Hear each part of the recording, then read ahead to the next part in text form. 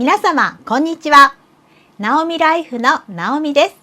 今回もご覧いただきましてありがとうございます。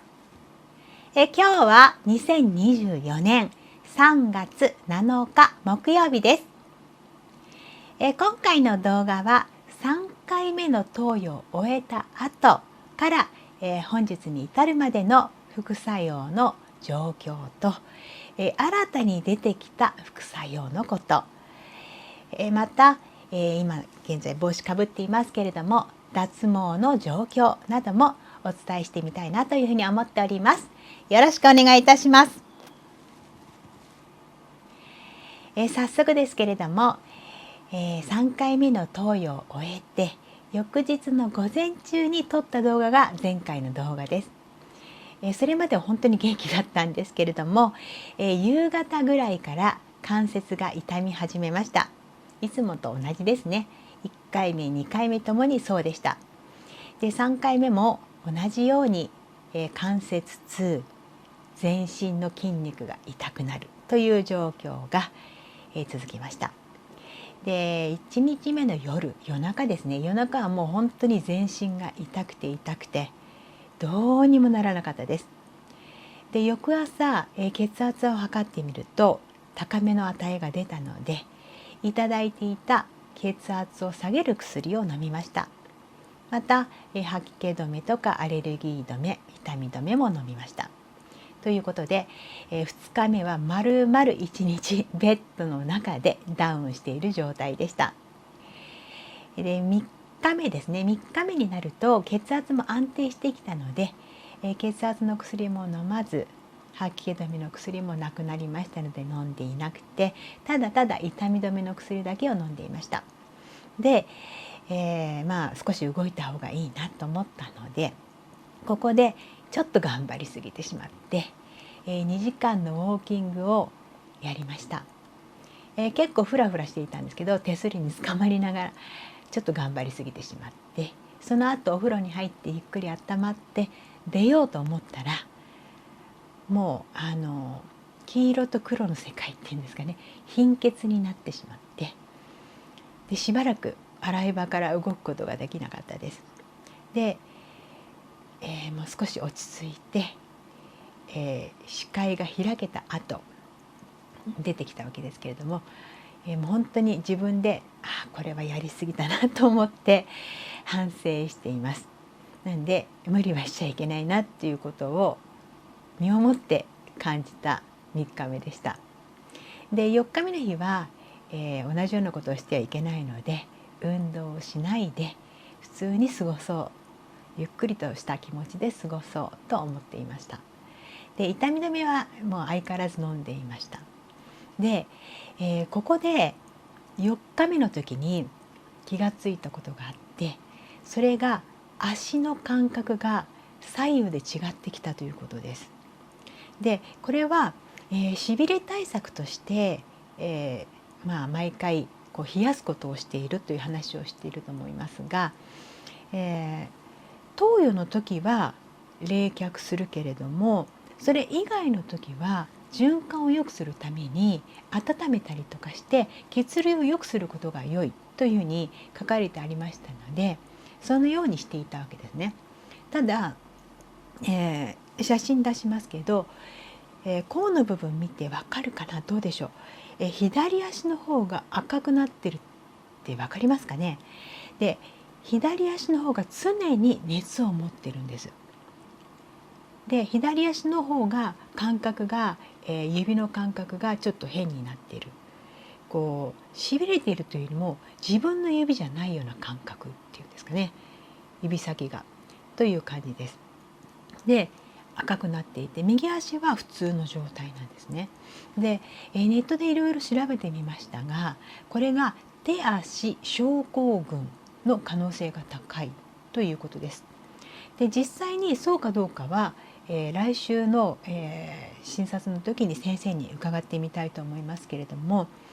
もし手足症候群であるならばあまり運動はしない方がいいということなんですね。というのも、手足症候群というのは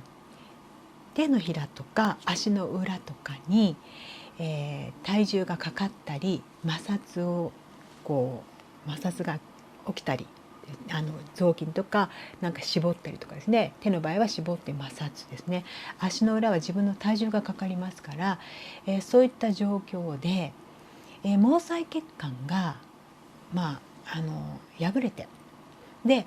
そこから抗がん剤が染み出た状態というふうに書かれていました。でそれによると、それを防ぐためっていうか、それをどんどん強くさせないためにはあまり負担をかけない方がいい。例えば手先をギュッと力を入れるような動きとか、足の裏に体重をかける動きとか、そういうのをなるべくしない方が良いということで、過度な運動はやめてくださいっていうふうに書かれていたんですね。で、そうなのかな、もしかしたらそうかな。ただこの手足症候群っていうのは左右両方に来るっていうことだったんで、右足と左足がこんなに違うっていうことはもしかしたら違うかもしれないんですけれども、あんまりひどくする前に、先生に見せる前に、これ以上悪化させない方が良いと思いましたので、それから、今日に至るまで、ウォーキングは中止しています。で、状況的には左足が熱い、右足が冷たいというだけです。で、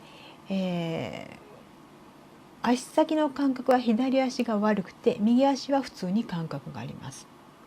なんで右足は本当に寒かったら冷たくなって、温めたら暖かくなるという感じで、左足は、どんなに寒いところにいてもずっと暑いです。で、温めるとまたさらに暑くなりますという状態です。でこれをどうしたらいいのかというのは、ちょっと先生の方に相談してみようかなと思います。あまりにも左右で違いすぎて困っています。で圧迫するのも良くないということでしたので、今までは男性ソックスというのを、左右ともに履いていましたけれども、今は、それを履くことをやめています。で、なるべく、保湿をした方が良いということなので、こまめに保湿をしています。もともと今までも保湿はしていましたけれども、間ですね、間にも保湿するようにしています。こんな感じです。それが4日目ですね。で5日目の日は、ちょっとこれ抗がん剤と離れますけれども、3月3日が夫の誕生日だったので、夫の両親と4人で会食する機会がありまして、私の体調次第でやめましょうということでしたけれども、お祝いの席ですから、とにかく、頑張っていこうと思いまして、食事会に行ってきました。で夫が好きなステーキということでステーキハウスに行きましたけど、私はもうほとんど食べられませんでした。食べてもなんとなく味が変だなっていう感覚はその時にありました。で、その後ですね、6日目7日目8日目今日9日目ですけれども、6日目あたりから何か食べてもあんまり美味しく感じなくなっていて、なんて言うんだろう、夫がですね、煮込みハンバーグっていうのを作ってくれたんです。で作ってくれたってもこねたわけじゃないですよ。冷凍のハンバーグを買ってきて、缶のデミグラスソースを使って、煮込んでくれたわけですけれども、それを食べてもなんか油を食べてるような感じっていうんですかね。一生懸命作ってくれたのでもちろん食べましたけれども、なんか口の中にいてもベタベタしたような油を食べてる感覚だったんですね。でもしかしたらこれは冷凍のハンバーグだから良くなかったのかなって思ったりとかもしたんですけれども、他のものをいただいてもなんとなく味がしっかりしてなくて、何食べてるかわからないような感じです。で私もともとすごく薄味で、薄味の中で食材の味を楽しむタイプの人間なんですけれども、もう今は多少濃い味でもなんかよくわからないっていう感じです。これがもしかしたら味覚障害にあたるのかなというふうに今思っています。味覚障害の方いかがでしょう。これが味覚障害ですかね。とにかく、何を食べても美味しく感じない、そのもの自体の味があまりよくわからないという感じです。なんで余計食べたくなくて食欲が落ちている。で、歩くこともしないので食欲も落ちているということで、体重は余計落ちてしまっています。なんとか食べたいと思いますけどね、頑張っているところです。で、またもう一つ、こちらに出しますけど、爪の異変です。これも皮膚障害の一つということです。皮膚障害のところを見ると手足症候群というのもありますし、爪というのもあります。爪の黒ずみですね。これは、よく見ないとわからないかもしれませんが、際の部分が黒ずんでいるのがわかりますか？特に親指は少し強く出ていると思います。他の指もそうなんですけども、際の部分ですね、白い部分の上の部分が、少し黒ずんでいるのがわかると思います。でこれが、強くなってくると真っ黒になるという方もいらっしゃるそうです。で私の場合はまだそこまでじゃないのであれなんですが、抗がん剤を打ち始めたら手足の状態をしっかりと確認するようにということを言われていましたので、こまめにチェックはしていましたけれども、最近なんかちょっと黒いなと思ったんですね。で手先を見る機会ってあんまりなかったんですけど、ここ最近、グラスを持った時に痛いなと思うようになってきました。で例えばこういうグラスですね。こういうグラスって冷たいもの入れますよね。でそれを持とうとするとなんか痛い感じです。だから、どっちかというとこういう器に冷たいものでもあったかいものでも入れて、こう持ち手があるようなもので、飲むようにしています。でなんで手先に力が入らないのかな。もちろん箸も持てますし、スプーンもフォークもナイフも使えます。ただ力があんまり入らなくなってきている感じです。でまじまじと手を見た時に黒ずんでるっていうことに気がついたわけです。で、これがどこまで、ひどくなっていくかっていうのはまだ全然わからないですけれども、これも一つの皮膚障害の一つということです。実際、闘病されている方、爪の変化いかがですか？まだ現れていませんか？こまめなチェックというのがとても大事なようですので、ぜひ、この機会にご自分の手足見てみてください。こんな感じですね。それでは脱毛具合ですね。脱毛具合いかがでしょう？それほど変わらないかなと思いますけど、見た目ですね。濡らすとほんとビションとなってもっと少なく感じるんですけど、こう毎日毎日抜けてはいます。抜けてはいますけれども、それほどこう今止まっているのかなという状況です。いかがですか？こんな感じです。で、眉毛もまつげも鼻毛も陰毛も体毛もまだ全部ツルツルになっているという部分はまだありませんという感じです。で中にはですね、なんだっけ、6クール終わった後6クール終わった後でも、自分の、頭髪が残っていたという方もいらっしゃいました。それは全部じゃないですよ。本当に数本なのか数十本なのかちょっとわからないんですけれども、6クール頑張って抗がん剤に耐えたこの頭髪がとっても愛おしかったっていうふうに、コメントに書かれていて、そうだろうなって私もその時に同感の気持ちがあります。やはりすごく大変な抗がん剤じゃないですか。正常な細胞もがんも両方とも傷つける。それの、傷つけられても頑張って耐えた毛根のところから生えている毛ですから、だからその愛おしいだろうっていう気持ちは本当に分かりました。で、このままツルツルにならずに済むのか、または、本当にこれからまた先ですね、あと、ちょうど3回残ってるんですね。なんでその3回の中でどこまで、髪の毛が耐えられるのか、毛根が耐えられるのかっていうのは分かりませんけれども、逐一ですね、あと3回分、東洋の旅にこうやってお見せしたいなと思っております。東洋が終われば必ず入ってくるわけですから、安心してて大丈夫だと私は思っています。なので、くよくよすることなく、今闘病中の方も私のこの髪の毛を見て、あの人もこうなんだから私がこうでも普通よねっていうふうに、